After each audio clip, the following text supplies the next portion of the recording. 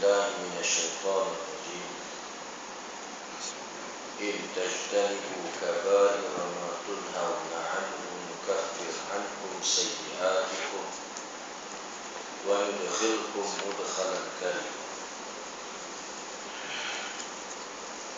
صاحب الفضيلة أستاذ الإمام أصحاب السعادة ورسيلة أهل جودة وسط سورة أصحاب الأبرار والدوان والإخوان المسلمين والمسلمات yang dirahmati Allah. Alhamdulillah, dengan limpah kurnianya dapat sama-sama pada pagi ini kita masih lagi berkesempatan dan berpeluang untuk menunaikan kewajipan yang diperintahkan. Mudah-mudahan kewajipan yang kita tunaikan itu diterima oleh Allah Subhanahu wa Ta'ala dan dijadikan sebagian daripada amal saleh untuk kebaikan kita di dunia dan di akhirat. Pagi ini sepatutnya kita sambung kelas pengajian sirah Rasulullah sallallahu alaihi wasallam pada muka surat sampai 73. Tapi saya tak agak tuan. Saya tis. Semalam saya tis urus kereta. Kereta rosak. Buku ni usung tapi agak semua. Jadi masa tazkirah Ramadan 30 minit. Itu siap.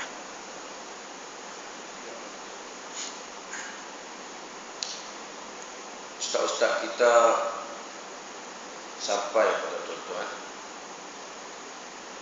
tentang keistimewaan Ramadan. Saya nak sentuh satu benda, satu perkara bagi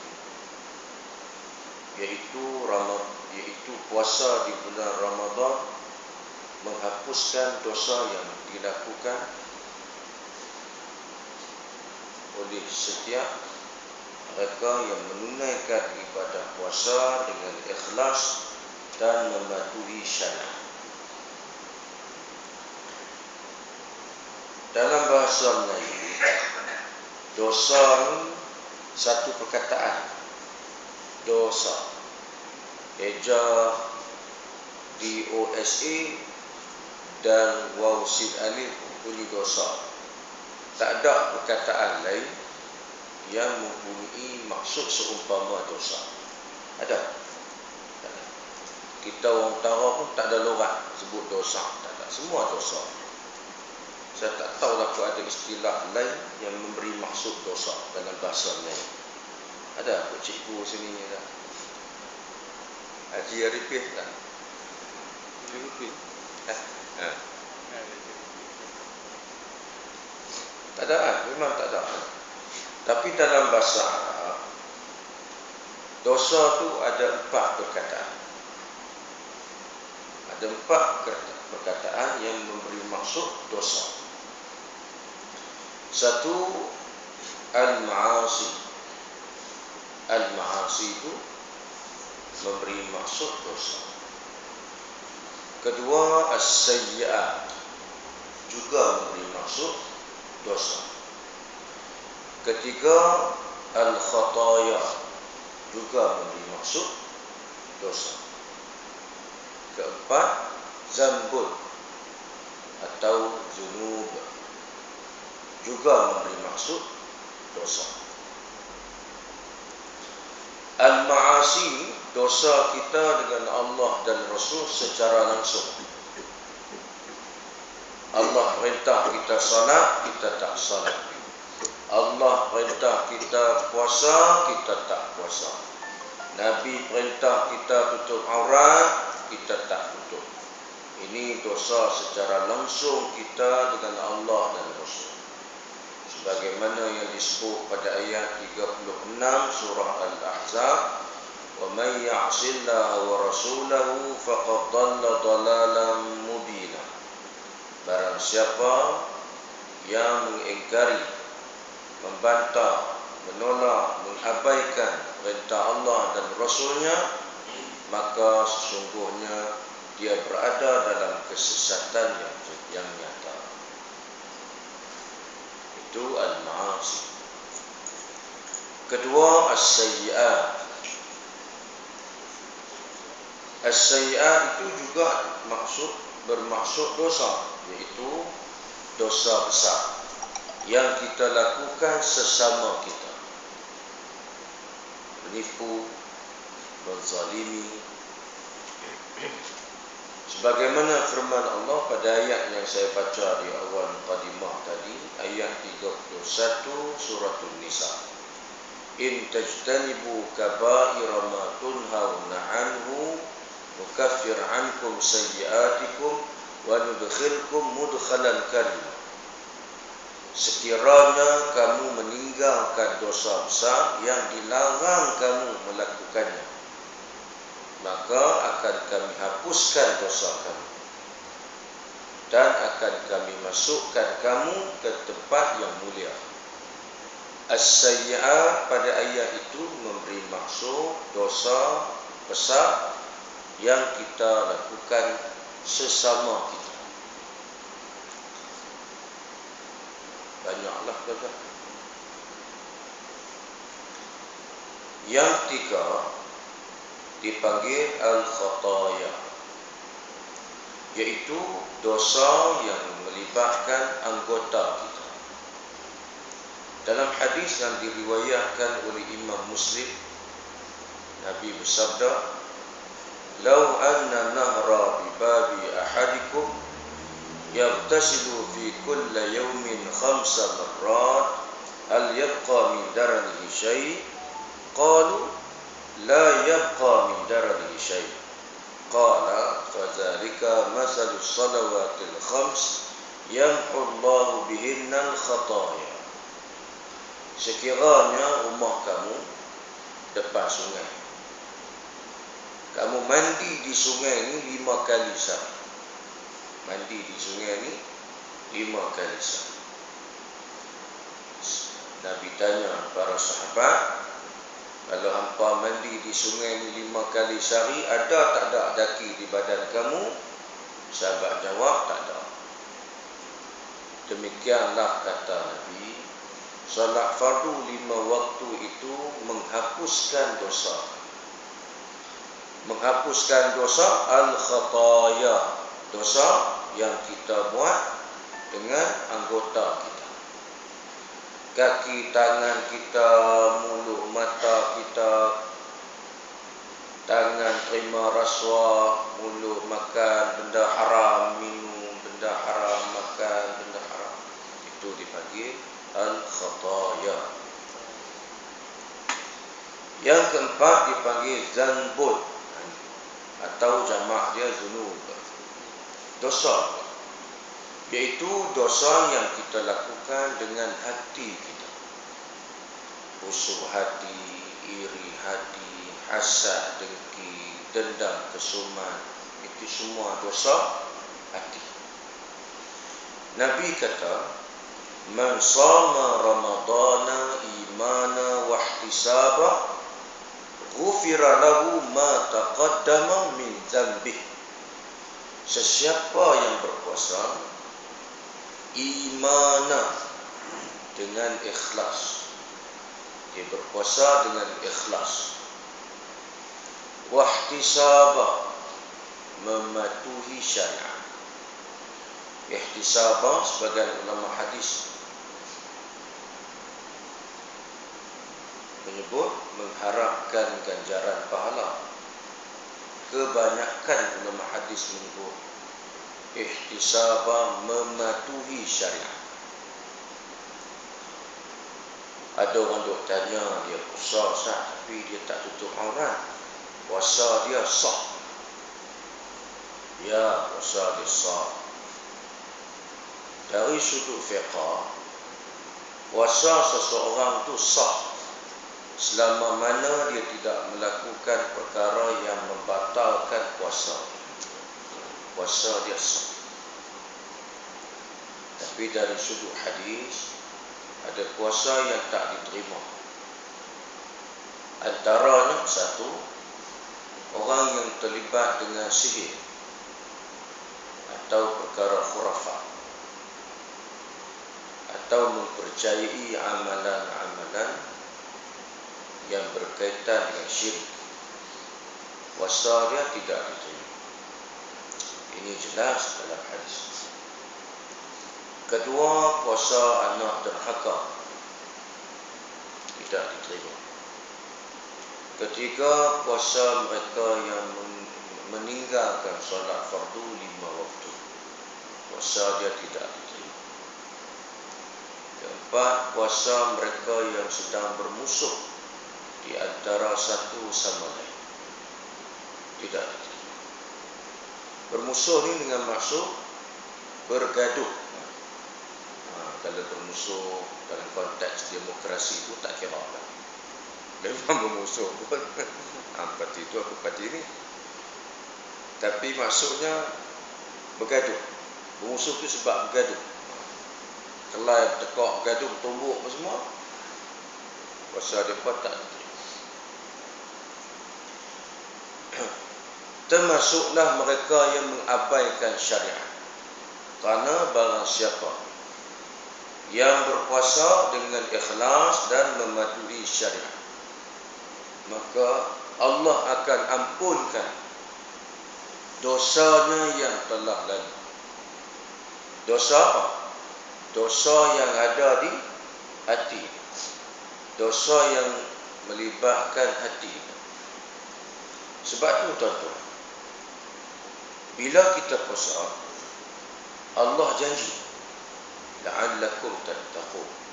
Ini natijah, hasil dari puasa. Allah nak bagi kita ni termasuk di kalangan golongan bertakwa. Antara salah satu maksud takwa syakhsun. Maksud syakhsun. Pada ayat ni, takwa tu dengan maksud syakhsun, iaitu pembentukan peribadi. Artinya orang yang puasa, setelah mana tamat puasa, dia jadi manusia yang berakhlak, berpribadi tinggi, berakhlak mulia. Bila habis saja puasa, semua masalah sosial ni takkan ada. Kerana puasa tu melahirkan manusia yang berakhlak. Kenapa melahirkan manusia yang berakhlak? Kerana puasa yang ikhlas dan mematuhi syariat. Kerana Nabi sebut, dalam badan kita ni ada mudghah, ada ketui daging. Bila daging ni bersih, maka baiklah amalan kamu. Bila daging ni kotor, buruklah amalan kamu. Nabi kata, ala wahya qalb. Apa nak tahu apa dia? Itulah hati, kata. Bila hati kita bersih, barulah terzahirnya amalan yang mulia, akhlak yang baik. Artinya setelah habis saja puasa, kita jadi anak yang saleh. Kita jadi mak bapak yang saleh. Kita jadi rakyat yang saleh. Kita jadi pemimpin yang saleh. Statistik jenayah makin dapat kita kurangkan. Keruntuhan sosial dapat kita nisbahkan pada kadar yang minimal. Kerana hasil daripada puasa yang ikhlas, mematuhi syariat. Kerana Nabi janji dia akan ampunkan segala dosa yang berkubang di dalam hati kita. Sebab tu orang yang puasa tak patuh pada syariat dan tidak ikhlas, habis saja puasa kita tak nampak gambaran takwa pada diri dia. Kita tak. Merokok lagi. Muhung lagi. Menipu lagi. Apa? Melawan lagi. Dan macam-macam. Rasuah lagi. Merompak lagi. Dah kena dah, kata Firaun. Hak sana penyamun, hak sini perompak. Kan macam nak? Hak sini perompak, sana penyamun. Dah kena dah. Betul? Ayat.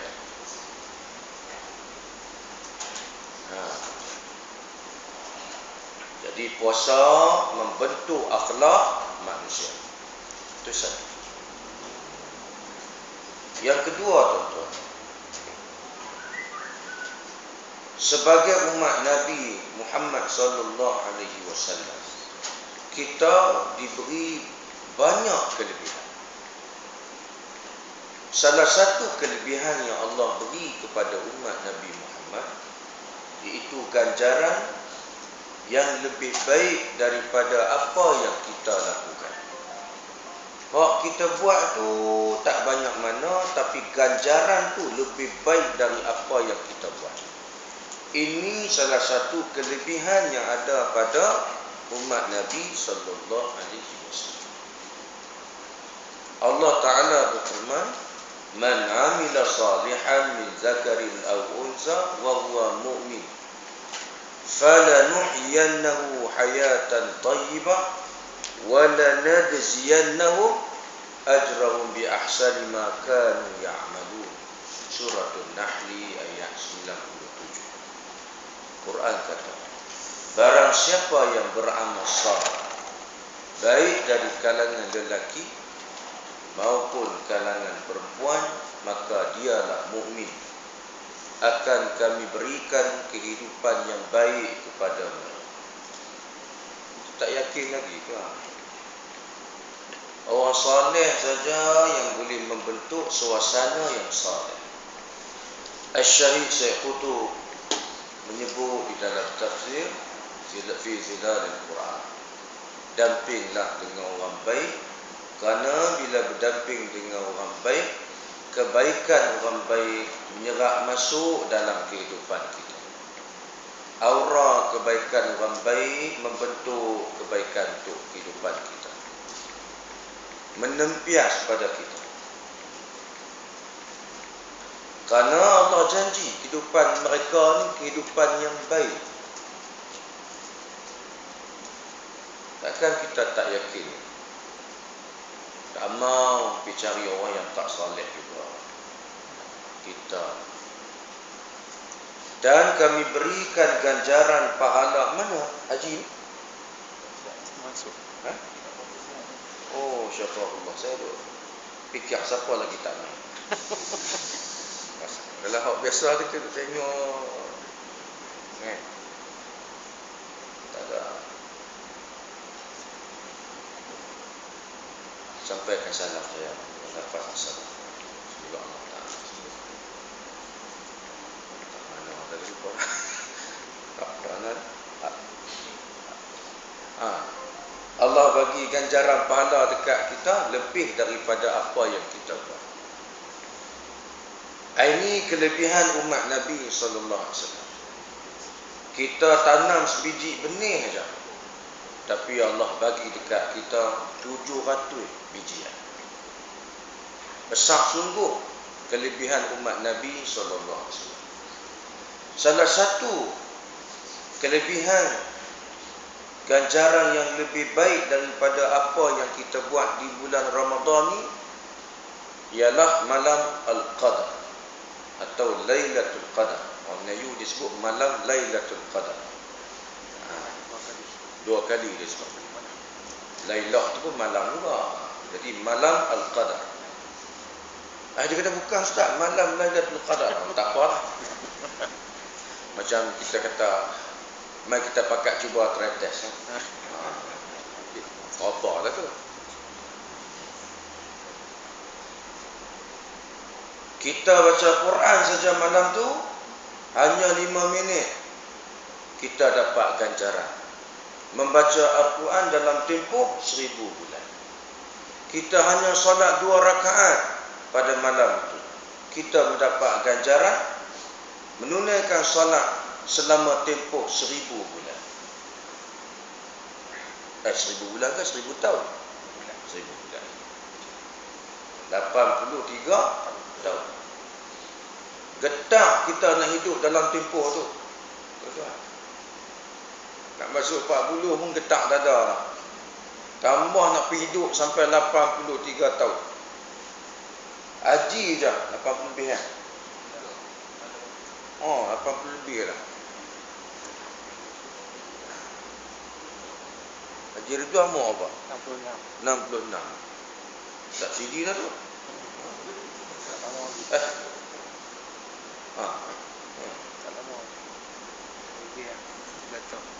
Allah. Ya, jadi nak beribadat dalam tempoh masa tu memang tak mampu lah kita, abang awal lah, memang tak mampu. Tapi dengan rahmat Allah, umat Nabi Muhammad sallallahu alaihi wasallam dia beramal tak sebanyak mana pun, tapi ganjarannya luar biasa sebenarnya. Masalah dalam hadis yang diriwayatkan oleh Bukhari dan Muslim, satu hadis Nabi kata, siapa-siapa yang bantu janda. Kita kalau bantu janda, dia kata manyang. Manyang, betul. Bantu janda ya. Gatai, manyang dia kata. Tapi Nabi kata, siapa bantu janda. Dalam hadis tu Nabi guna perkataan armalah. Ini khusus untuk janda perempuan. Dia ada perkataan yang memberi maksud janda dan duda. Tapi dalam hadis ni janda perempuan. Lelaki kena dengar ni. Perempuan pun kena juga. Maksudnya bukan kena orang lelaki saya kena tolong janda. Perempuan tu perempuan pun kena tolong juga maksudnya. Tapi nahabak Nabi kata, siapa tolong janda ni yang susah, yang daif, yang lemah ni, pergi menikah dengan mereka untuk bantu mereka. Ni dah kita nikah janda kaya. Mana ada orang nikah janda muda, janda miskin? Tak ada. Tak tahu kalau ada tu nahabak kat saya lah. Saya nak ucap tahniah. Banyak. Adakah tuan-tuan pernah dengar bini nombor 2 ni tua? Tak ada. Dia akan kata bini muda juga. Nombor apa? Nombor 2. Bini muda. Jarang. Tak pernah dengar, bukan jarang. Kadang-kadang pun tak tahu. Dia kata, saya alhamdulillah bini tua saya bagi. Oh, bini tua. Ada muda tua? Tak, dua-dua tua saya.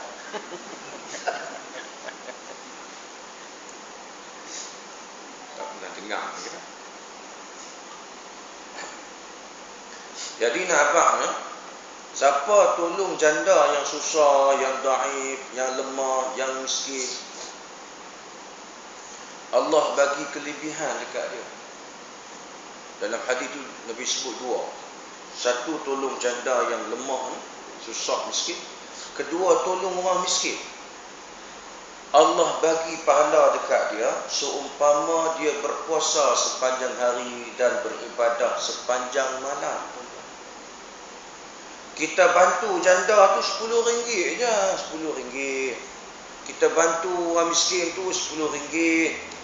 Tapi kita dapat pahala, Nabi sebut hadis sahih, seumpama kita beribadah, seumpama kita sembahyang sepanjang malam dan kita berpuasa sepanjang hari.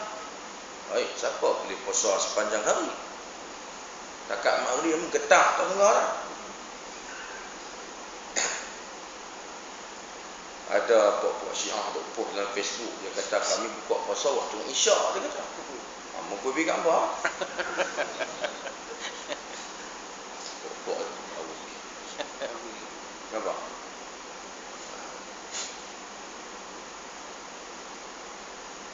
Jadi siapa boleh sembahyang sepanjang malam? Tak boleh. Start daripada masuk maghrib sampai lewat pagi, pukul 4 pagi. Tunggu terbalik sembahyang malam. Siapa boleh? Tak boleh. Siapa solat Isyak berjemaah dan solat subuh berjemaah, dia dapat pahala seumpama bangun malam sepanjang malam. Siapa solat isyak berjemaah, solat subuh berjemaah, dia dapat ganjaran pahala seumpama bangun solat malam sepanjang malam. Mayang 4 rakaat ya, campur 6 rakaat dapat pahala sepanjang bangun malam semayang sepanjang malam, tuan-tuan. Allah Rabbi. Main tarawih 8 rakaat pun bengkok betul. Imam baca panjang pun berdehem dah. Berdehem. Dia kata dalam hadis kita.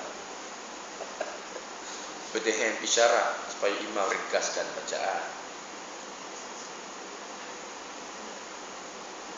Saya kalau waktu saya jadi imam tarawih, saya juzuk amma, memang alam tarokai, alam nasrah, Allah. Ada orang tanya siapa tu mayat tu? Tak larang. Ataupun kalau saya ambil satu surah, 2 ayat. Bukan pelit. Surah tu ringkas tu. Dengki je. Tapi dapat pahala tu subhanallah, beribadat sepanjang malam. Siapa yang tolong janda yang susah, bukan kita manyam. Ya Allah, kalau nak tolong kita manyam, galak kata gelemang gelebeknya manyam, kan ikutlah. Tapi kita tolong kerana Allah, kita dapat pahala berpuasa sepanjang hari, solat malam sepanjang malam.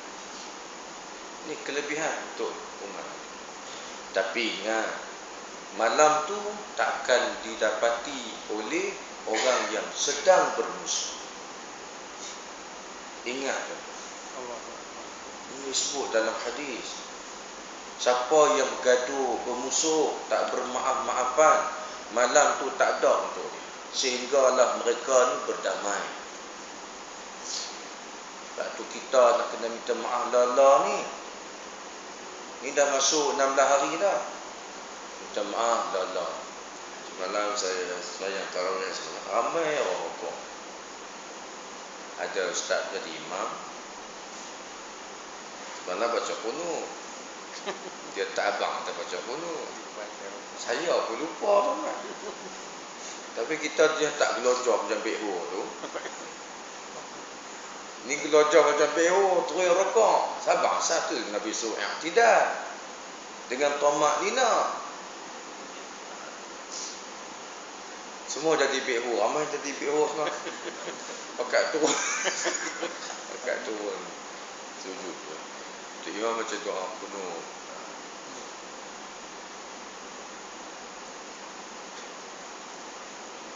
Nah abangnya tuan-tuan. Kita ni kalau berbeza aliran, berbeza fahaman, tak apa lagi. Pasal kita memang hidup dalam negara yang mengamalkan sistem demokrasi. Siapa nak buat parti, siapa nak sokong parti tu, parti ni tu hang punya hal. Tapi dari segi muamalat kita, akhlak kita, kita kena jaga. Kita kena jaga. Kena jaga tuan-tuan. Bergaduh ni sampai hilang perwatakan soleh kita ni tak patut. Bermaaf-maafan dan berdamai. Biasa. Ini mengutuk tak habis-habis. Ini berdendam kesumat tak habis. Macam mana dia nak dapat kelebihan malam Al-Qadar itu atau Lailatul Qadar? Rugilah tuan-tuan. Kita tak tahu lagi sempat ke tidak Ramadan berikutnya. Ramadan ni pun tak tahu lagi. Walaupun lagu raya ni duk pasang siap dah. Semangat nak raya tu rasa macam nak hidup 1000 tahun lagi.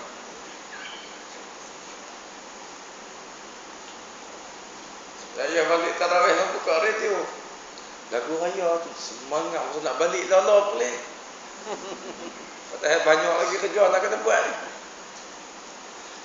Abang sahabat kita balik pulih malam ni. Seronok dengan rasa nak bakat lemah malam ni.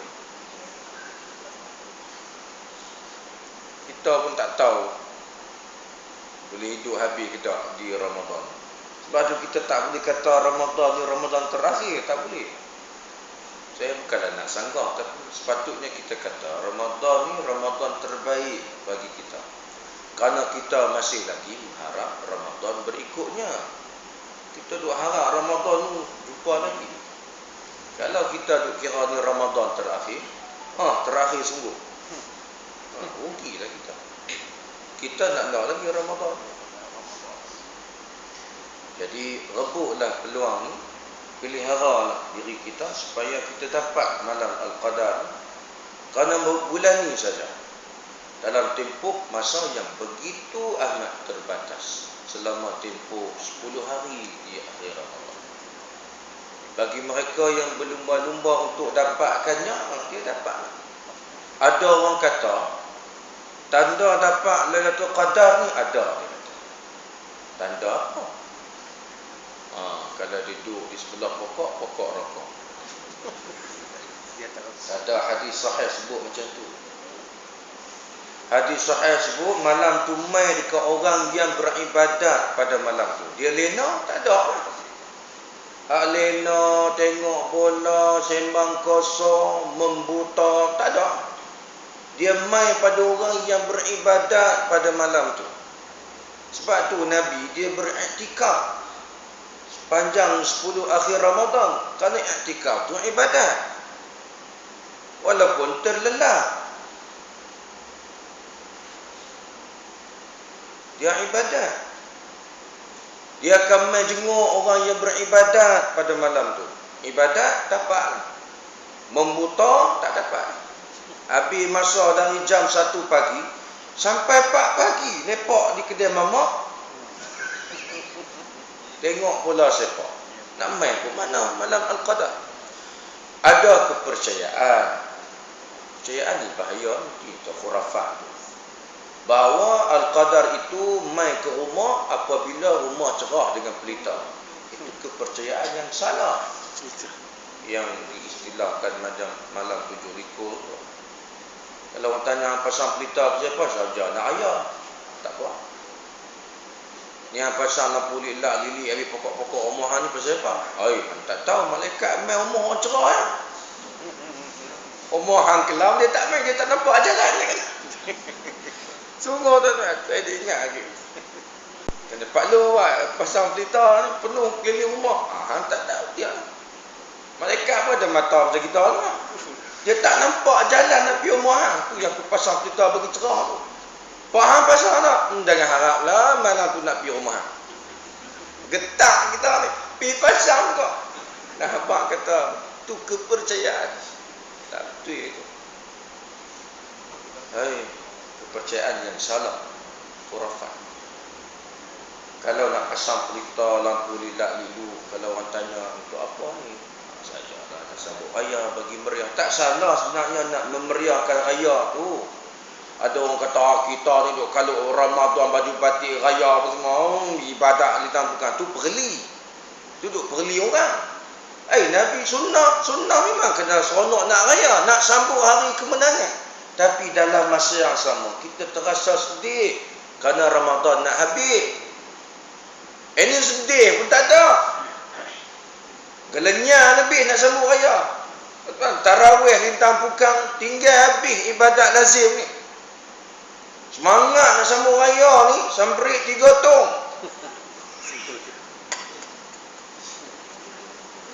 Kuih siput 4 balang. 4 balang dah kuih siput. Bukan tak boleh buat. Nak kelintir kuih siput ke, nak buat kuih apa, buat tak ada salah. Nak raya, nak seronok, nak buat baju raya sampai 2-3 helai, buatlah, silakan. Nak buat kuih berah ke, buatlah. Tak ada salah. Sambut raya, nak meriah, nak sambut hari kemenangan. Tapi janganlah kita abaikan ibadah yang sudah kita lazim sejak awal Ramadan. Janganlah. Orang berniaga, takkan tak boleh buat shift. Jual kuih raya, semua terbuka mata, tarawih pun tak. Semua buat shift. Hang pergi buat 8 rakaat. Kita nak pula pergi buat 8 rakaat. Apa salahnya? Tapi tak tahu, tak solat tarawih sunat je. Kita tak pulut. Tak pulun sungguh-sungguh. Tak pulun kita. Ini kelemahan kita. Tak tadarus Quran ke? Tadarus apa Ustaz? Quran pun tak erti baca lagi. La ilaha illallah Muhammadur Rasulullah. Ada sepatutnya bulan ni lah belajar baca Quran. Nak belajar apa Ustaz ni? Pasak malam lagi dengan bazar Ramadan lagi. Lintang pukang Ustaz, tak ada nak ngaji. Dah siang duk kalau ni. Cari barang nak jual malam pula. La ilaha illallah. Habis macam tu. Cubalah kita buat jadual. Macam kita tu ada orang viral tu. Perbelanjaan Ramadan dengan perbelanjaan di luar Ramadan. Nombor 1 dia tulis infak dia tulis. Luar Ramadan 100 dia tulis. Mai Ramadan 300. Dia buat sama dengan satu hari RM10 dia tulis. Ni baru betul perbelanjaan kebajikan sepanjang Ramadan. Bulan lain boleh derma sebulan 100 je. Sehari mungkin 2-3 ringgit, mungkin 5 ringgit, mungkin 10 ringgit. Tapi Ramadan lipat lagi, sehari 10 ringgit. Macam tu. Tak tengok viral. Tu nombor 3 tu. Tapi infak nombor 1. Binilah kali. Nafkah bini tu diletak tak last sekali. Dalam kurungan isteri bekerja. Mana tak jadi priority lah kan? Masa bini kerja dia kata. Tak apa. Cuma saya nak sebutnya jangan sampai berlalu begitu saja malam Al-Qadar. Saya pesan pada diri saya dan pesan pada tuan-tuan, beribadahlah pada malam tu kerana kita akan dapat kelebihan lebih daripada apa yang kita buat. Ganjaran yang kita akan dapat lebih daripada apa yang kita buat. Kita baca Quran 10 minit, lepas tu terlelap. Kita dapat ganjaran baca Quran selama tempoh 1000 bulan. Kita berzikir, berselawat 10 minit dan terlelap. Kita dapat ganjaran seumpama beribadat 1000 bulan. Tak ada tanda-tanda tertentu, itu cuma pengalaman peribadi yang dilalui oleh beberapa tokoh para ulama terdahulu tentang kedatangan malam tersebut. Ada yang nampak ayak bertukar menjadi keras. Ada yang nampak pokok yang sedang berangin tiba-tiba berhenti. Ada yang nampak pokok yang menegak tiba-tiba membengkok. Ada yang nampak kilauan-kilauan bercahaya dan macam-macam lagi. Itu pengalaman peribadi yang dilalui oleh tokoh-tokoh para ulama yang saleh. Ni kita ada main cerita pula. Aku ni bila nak dapat Lailatul Qadar? Tak pernah tengok pokok bengkok sekali pun. Tak pernah tengoklah pokok bengkok tu. Dia tanya dia untuk main berapa kali puasa dah? Banyak tahun dah Ustaz, 14 tahun dah sejak balik ni. Beribadat tak malam tu? Leno, Ustaz nak dapat macam mana? Dia akan ada untuk orang yang beribadat. Itu janji.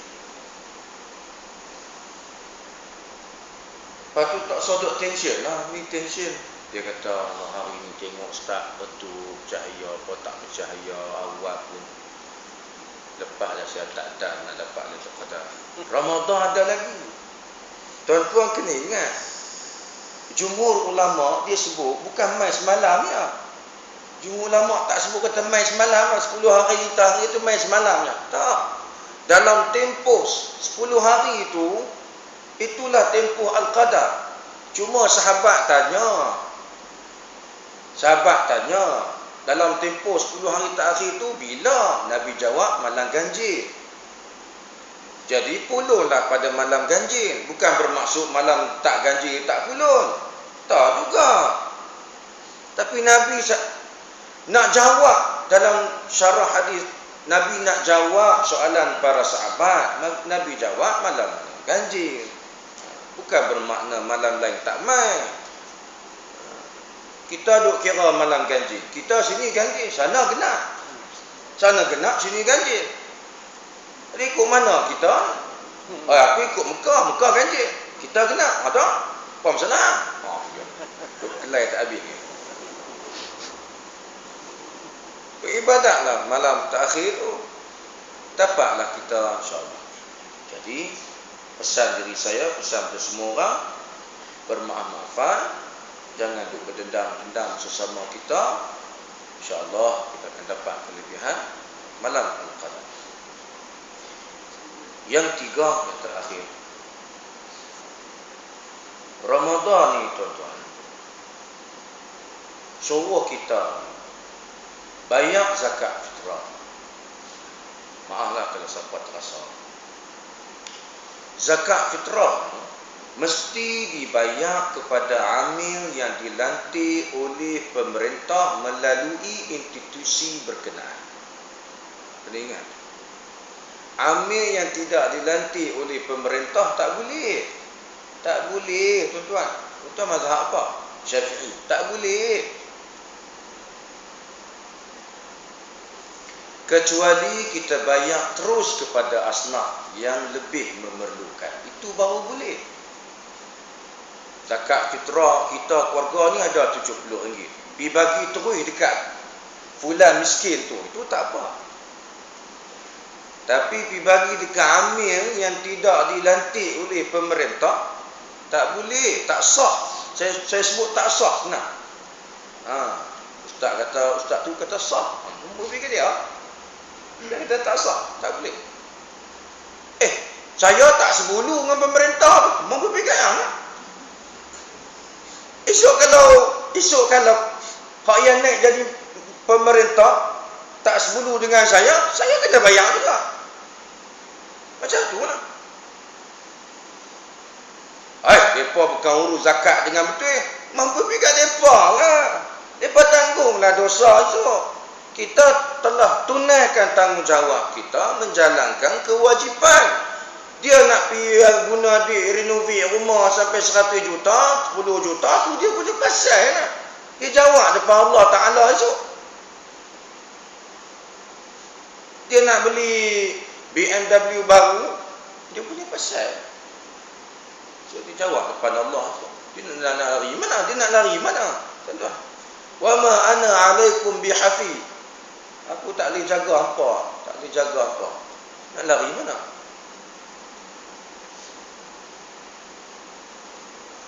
Jadi bayar. Satu. Yang kedua, zakat fitrah tertunggak. Tak bayar ni, mak saya baru ni kira, dia tak bayar zakat fitrah 10 tahun. Bukan 10 tahun yang lalu, 10 tahun. Tak bayar zakat fitrah. Mana 10 Ramadan. Nilai qada zakat fitrah, nilai semasa wajib qada. Nilai semasa perak RM7. RM70. Ni dia ingat bayar fidyah ya wajib. Zakat fitrah yang tak bayar sebelum ni pun wajib qada. Wajib qada. Oi saya ustaz, 10 tahun yang lalu tak pernah bayar zakat fitrah. Daripada anak seorang sampai 5 contoh dia kata. Ini anak 3. Dia kena qada semua zakat fitrah. Yang ketiga, bayar zakat fitrah di bawah tanggungan itu adalah tanggungjawab ketua keluarga. Ketua keluarga adalah rumah tangga suami. Walaupun suami gaji sebulan RM1,600, isteri gaji sebulan RM6,000. Dia tetap ketua keluarga. Maka dia kena bayar semua zakat fitrah, semua tanggungan di bawah dia. Anak saya kerja, bini saya kerja, takkan saya kena bayar? Saya kena bayar juga. Kecuali anak offer. Anak kata, cik ni dah kerja, dapat gaji 4 bulan tu ni, cik bayarlah zakat fitrah mak dengan ayah. Selesai kita. Atau cik bayar zakat fitrah mak ayah, adik-beradik, semua cik bayar. 7 orang adik ni cik bayar semua. Bagi anak macam ni. Boleh tak ada salah.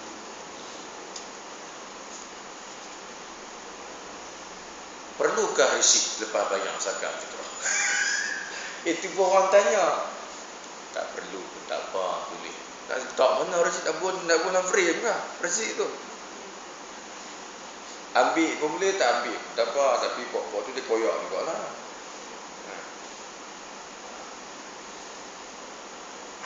Zakat fitrah ni tuan-tuan. Allah bayar dia lah ni.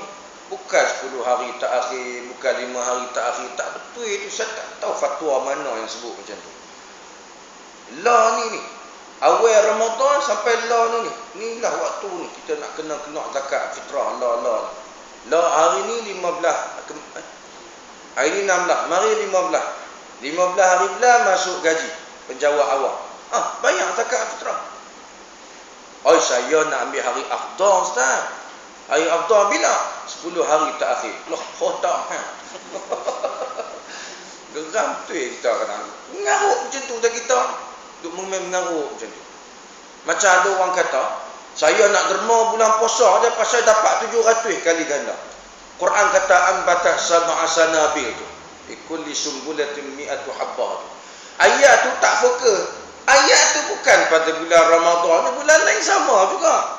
Yang duk tergedik jamu anak yatim buka puasa 1 hari sampai 4-5 jemputan ni pasal apa? Bulan lain semua pakai senyap sunyi. Pasal nak komun ambil pahala 700 kali ganda. Mekuk mana fahaman kita ni? Bulan lain pun sama juga 700 kali ganda juga.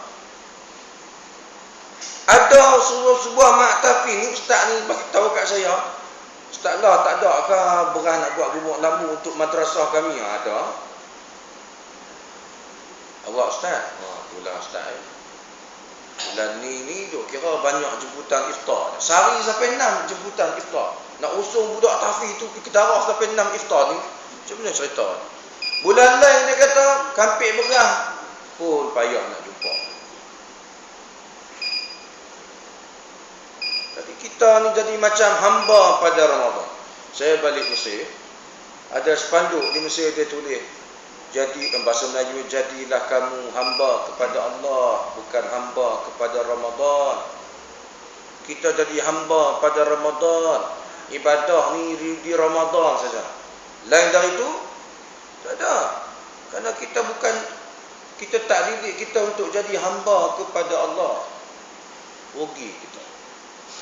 Jadi bayarlah zakat fitrah segera kepada amir yang dilantik dan juga atau kepada asnaf, terus kepada asnaf.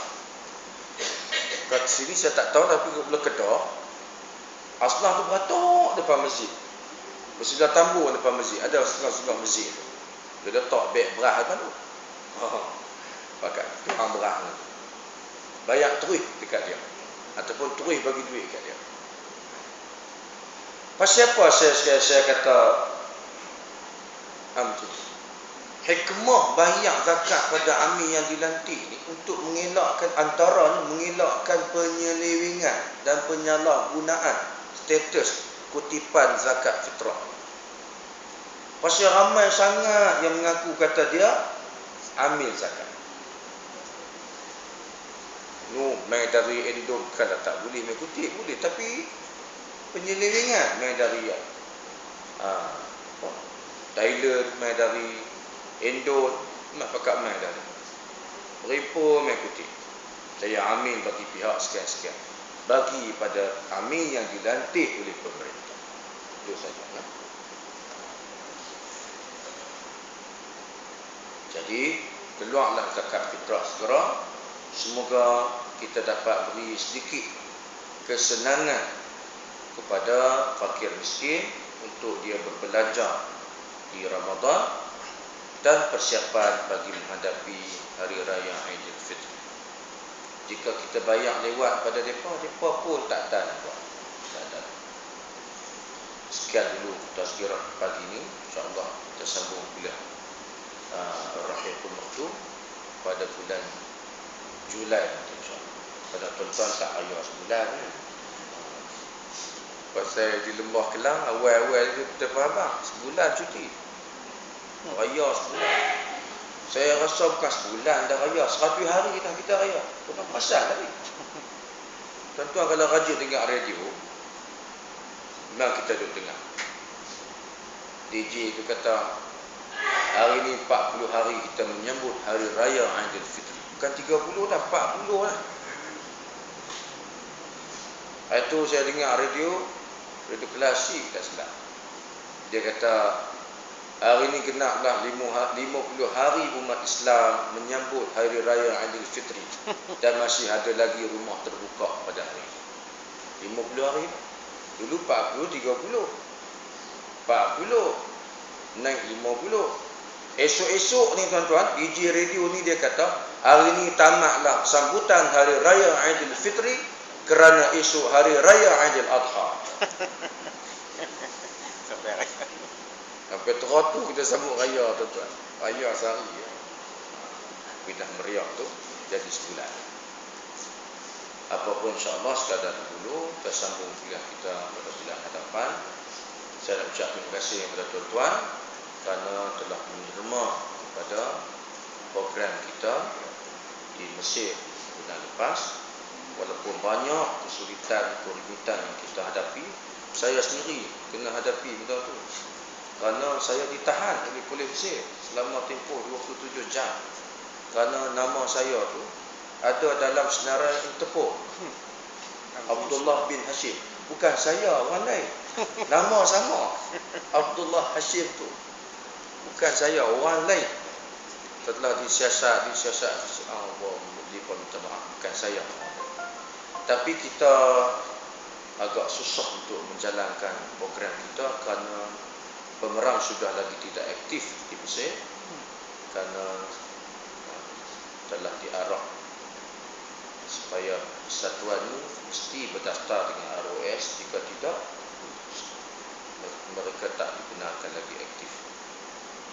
Kedua, kita juga berhadapan dengan SB polis Mesir yang sedang menghurung kita ke sana dan kemari. Banyak mana kita habis duit itu bayar poket mereka ni.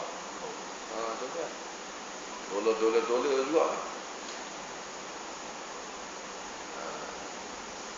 Walau bagaimanapun, alhamdulillah, kutipan kita di Masjid Taiping melalui tabung, melalui derma persendirian, saya ucap jazakumullah khairan jazak. Semua sumbangan kita di Masjid Taiping ini sahaja mencecah RM3,200 lebih. Terima kasih banyak-banyak di atas sumbangan tuan-tuan, khususnya muslimat yang tak pernah jemu-jemu kutip duit. Apa saja program kita lancap, mereka lah. Muslimat ni aktif sungguh. Barakallahu fikum. Tak bermakna kita tak aktif, cuma kita tak kumpul duit sama-sama kita. Tapi nak habaq kata mereka memang cepat. Di mana-mana pun macam tu lah mereka. Terima kasih banyak-banyak. InsyaAllah pagi ni kutipan seperti mana biasa. Cuma sepanjang Ramadan ni kita buat program infak beras. Kalau ada sahabat-sahabat nak menyumbang beras, ambil risalah di sisi tabung tu dan boleh masukkan ke dalam akaun dan maklumkan pada kita jumlah yang telah dimasukkan. Kalau nak bagi terus, bagi kat sahabat kita berapa. Atau nak lipat buku dan tabung tu tulis ni infak beras. Saya sadangkan bank in maklum dekat kita.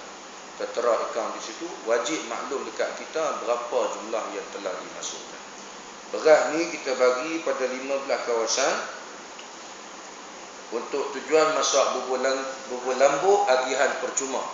Kita setakat sekarang dah berjaya agihkan 4,800 kilo di 8 kawasan. Ada lagi kawasan yang memerlukan. Dari tutup program ni 21 Jun. 21 Jun. Kalau bagi selepas 21 Jun tu, saya tak terima lah. Kecuali bagi dalam jumlah banyak, kita boleh terus pergi bagi. Kalau bagi sekilo, lepas tu nak kena tunggu, pakai dah lah. Tapi kalau bagi 100 kilo, kita terus boleh konteks sahabat sana, kita banking terus. Abang kata ni beras untuk bubur lambuk. Kita tak buat. Wallahu a'lam. Allahumma inna nas'aluka 'ilman nafi'an wa rizqan thayyiban wa 'amalan mutaqabbalan. Subhanakallahumma wa bihamdika nashhadu an la ilaha illa anta nastaghfiruka wa natubu ilaik. Wa sallallahu ala nabiyyina Muhammad wa ala alihi wa sahbihi wa baraka wa sallam. Assalamualaikum warahmatullahi wabarakatuh.